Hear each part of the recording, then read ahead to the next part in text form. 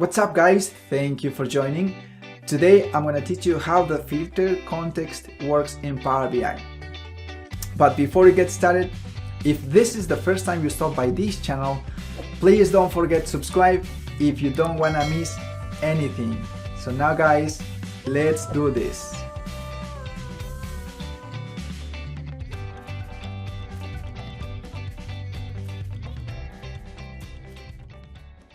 So before we go over the examples, let's quickly talk about some theory here.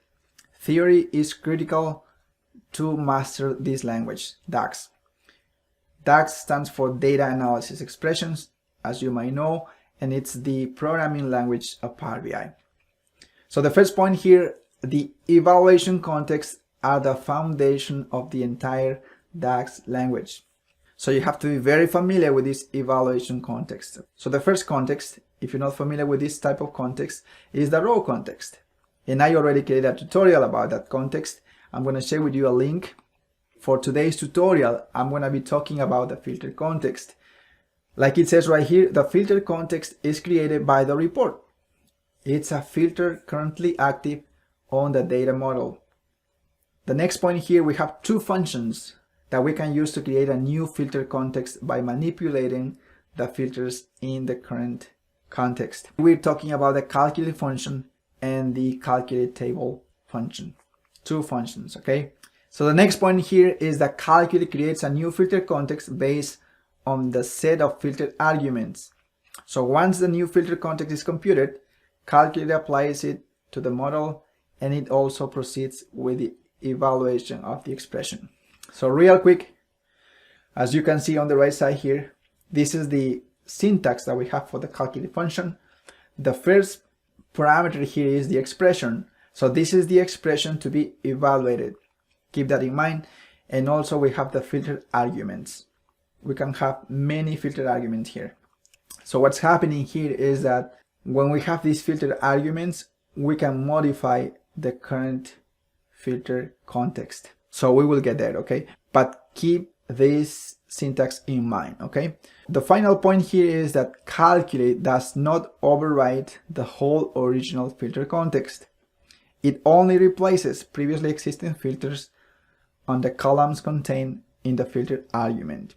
So there is an example here as well where we explain how this works. So now no more theory guys, and let's jump into the examples.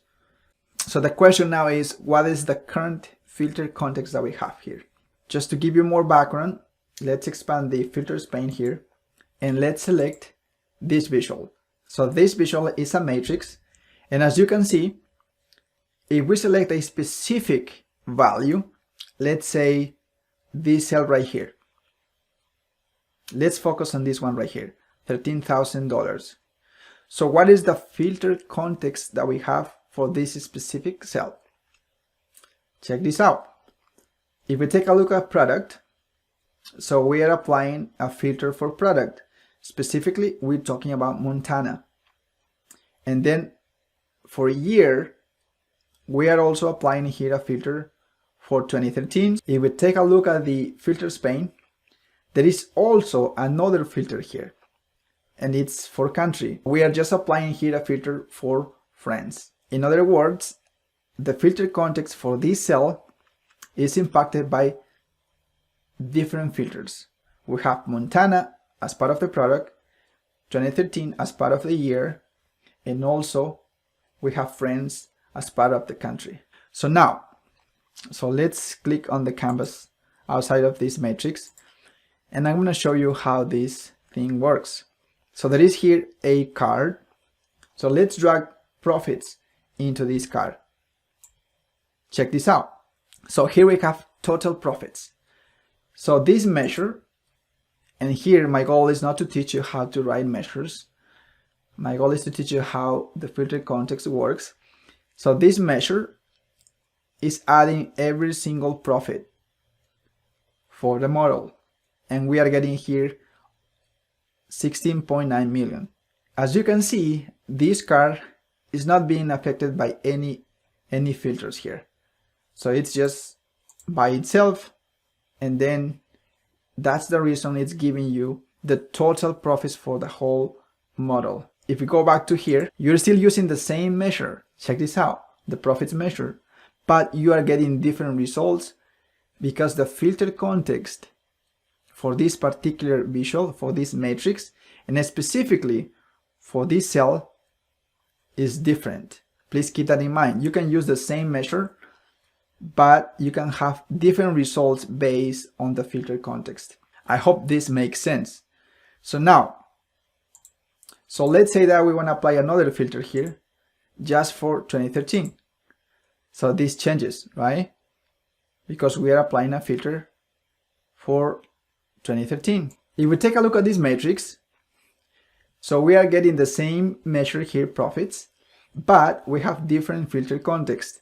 That's why we are getting different results for each cell. We have, for Amarela, we have a different value. For Carretera, we also have a different value. Why is that? Because each cell has a different filter context. And this is applying just for 2013 and also just for friends. That's how filter context works. So now, check this out. So let's drag Montana here and drag it into here. So what is going on here? So let's take a look at the function here, Montana profit. So what is going on? So remember, calculate is the only function in DAX that can help you modify the current filter context. So and that's what's happening here. So we are still assessing profits, just the measure that we created before, but here we are changing the filter context. So it's overriding the filter context for product. So in other words, we are saying, hey, give me the total profits, but just for Montana. So, and that's what's happening here. Check this out. So the value that we have for Montana here is 13,082. 13,082. And that's the same value that we have here for Montana profit. So why is that? Because calculate is overriding the filter context for product. See? So it's saying, even though we have Amarela here, we are not getting Amarela because we are overriding that filter context, and the results are here just for Montana. So we are getting the Montana results, the Montana profits for every single row in this matrix. So that's the power of calculate. So now I have another measure here. How about this measure right here? The all product profits. So let's drag this measure into the visual. Perfect. What's going on here? It's very similar to what we did for Montana profit. But here, what I'm saying is, hey, please remove all the filters that we have in the product column. If that's the case, it should give us the total results that we have for profits here, which is $811,000. So that's what's happening here. So every single filter that we see here, every single product is being override by this filter right here. Remove all filters for product, and that's the reason that this value is being applied to every single row here. Why? Because we are removing any filters applied to the product column. So we are good there. But you might say, hey Nestor, I understand what you're talking about, but how can we apply this concept? Well, if you are looking for percentages or ratios, you can definitely use this concept. Check this out. If you want to find the profit percentage, so this is very helpful, and I already created this measure like I said before, but if we drag this measure into this visual, let's see what happens. So we are saying, hey, I want to find the ratio that we have for each product based on the total. So this is the result, right? We want to find the ratio for every single product based on the total. And that's what we're getting here. For Amarela, it's 18.4% out of the 100% that we have here. So we are dividing basically here this number by this number, and this is the result. and we do this for every single row or every single product. So in the end, this is the result, and that's what we're getting with this type of analysis. See, that's how the filter context works, and this is also how powerful the calculated function is to modify or add new filter context to your model or visuals. So now if you want to remove this filter, check this out. So you are getting the same results for 2014 as well. This is for 2013 and this is for 2014. Here it's critical to mention that the calculated function is only modifying the filter context for the columns that we have in the filter parameter. Check this out. For this particular case, we are removing filters just for the product column. So what does it mean? It means that if we apply a different filter, and for this particular case we are applying year, so the results don't get override because it's outside of the calculated function that we are working on.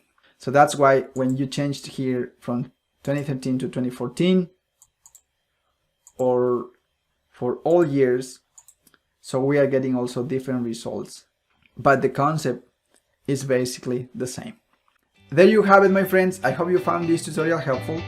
If so, as always, please give me a thumbs up, share with your friends, and of course don't forget to subscribe if you don't want to miss anything.